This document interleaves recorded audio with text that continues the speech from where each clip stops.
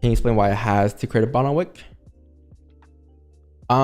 Simply because like it's like in has, it's not has as in like that's what price needs to do. In has is just in terms of probability. If you were to drive up and continue to ride up after closing what we did in the 4 and the 1, that's a level where you likely will need to tap before confirming that you're gonna reject. It's like, because when do you ever have, first of all, look, right? Like this is the range we're looking mirrored for the day today. So we came to the charts today and we said, okay, there's a support being formed here.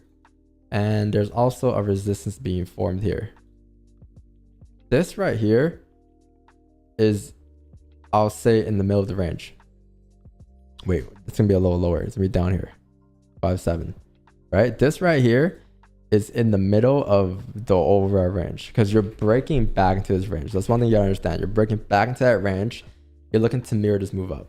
But before doing so, when has there ever been a time where one, you rejected here? Looking left. We can only go based off of what's being printed so far. So there hasn't been much data since these are all-time levels. But there's never been a time where you rejected. This is the first time.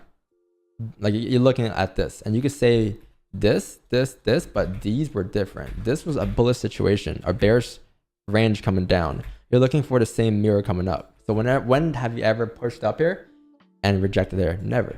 You've never done so, which doesn't mean that I can't. It's a new price point though. That's what that is. So the last time you came from below 23.57 and you drove up, when has there been a rejection? In this case right here, if you look at this, my bad. If you look at this right here, this yellow box, never. You pushed up and filled the range completely. The same thing you can say about this move up too, where you came from below 5.7, you pushed up. You didn't reject, right? So this is new. So that is like, you can say now, this is your new resistance, you can say, for sure. Your new level being formed, but you're in the middle of the range. So before price makes a decision on where it wants to go next, after a drive, you would have typically a range, right? Before 9 a.m., we didn't expect the range to happen. We expect a continuation of a drive up. But once that 4 candle closed bearish at that resistance point, okay, cool. You now have a resistance here. You now have support down here. This is the current range you're in. So in order for price to decide where it wants to go next, it's going to need to fill the range first. And that's why I tap into 5.7.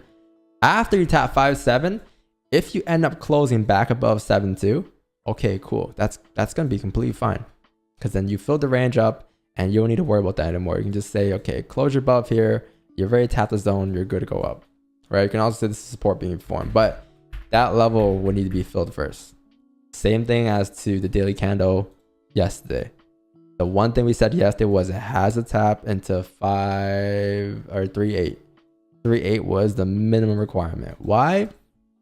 Because look at these candles to the left here. This is the overall range. 2.339, and then down here at 2.279. You see how you have these candles here just rejecting here in the middle of the range? The overall range is here. So once you actually tap the zone, you see how you're starting to move now?